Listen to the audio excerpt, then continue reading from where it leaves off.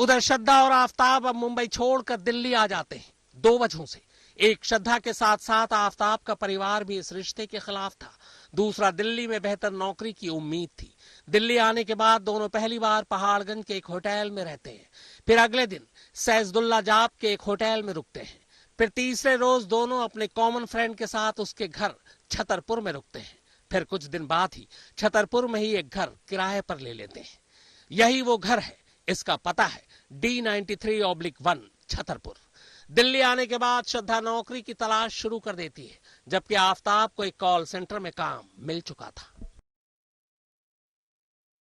श्रद्धा से उसके पिता या भाई की अरसे से बात नहीं हो रही थी, पर श्रद्धा के दोस्तों के जरिए उन्हें यह पता चल चुका था कि दोनों अब दिल्ली में हैं और छतरपुर में कहीं रह रहे हैं। इसी दौरान 14 सितंबर को श्रद्धा के भाई श्रीजय को श्रद्धा के दोस्त लक्ष्मण नाडर ने फोन कर बताया कि पिछले 2 महीने से श्रद्धा का मोबाइल बंद है, क्या तुम्हारे पास उसका कोई फोन आया? यह सुनकर श्रद्धा के पिता ने लक्ष्मण को फोन मिलाया और उससे अपनी बेटी के बारे में पूछा।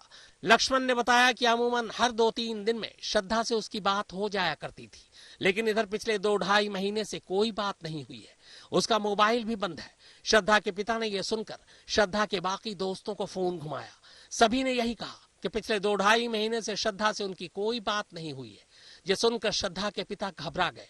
सबसे पहले उन्होंने पालघर के मणिकपुर पुलिस स्टेशन में श्रद्धा की गुमशुदगी की रिपोर्ट लिखाई, पर चूंकि श्रद्धा दिल्ली के छतरपुर से गायब हुई थी, लिहाजा महाराष्ट्र पुलिस ने रिपोर्ट दिल्ली के मेहरौली थाने को आगे बढ़ा दी।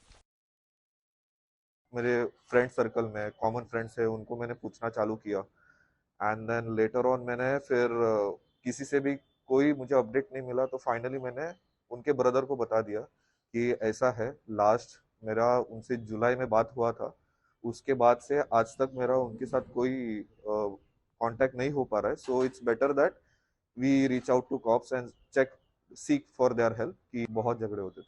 क्या बता देती हो आप?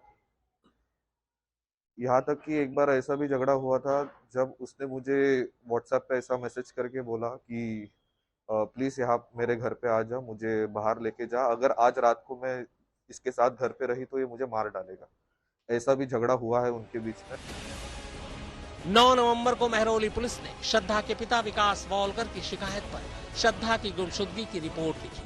उन्होंने दिल्ली पुलिस को श्रद्धा और आफताब के रिश्ते और दोनों के दिल्ली के छतरपुर में लिव इन में रहने की बात भी बता दी थी। इसी के बाद अब मेहरौली पुलिस ने तफ्तीश शुरू की। सबसे पहले उसने आफताब के फोन में झांकना शुरू किया।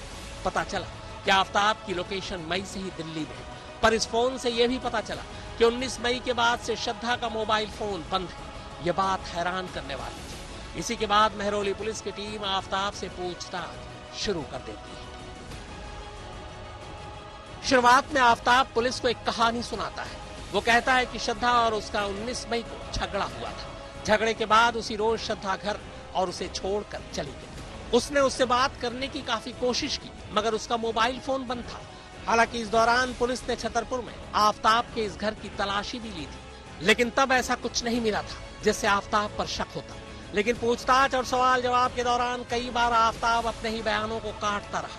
पुलिस को लग गया कि वो कुछ छुपा रहा है। इसी के बाद जब पुलिस ने सख्ती से पूछताछ शुरू की तो फिर आफताब ने ऐसी कहानी सुनाई जो 2 करोड़ की आबादी और 90,000 पुलिस वाली इस दिल्ली में शायद ही इससे पहले कभी सुनी या सुनाई गई। पालघर से दिव्येश के साथ अरविंद ओझा, दिल्ली आज।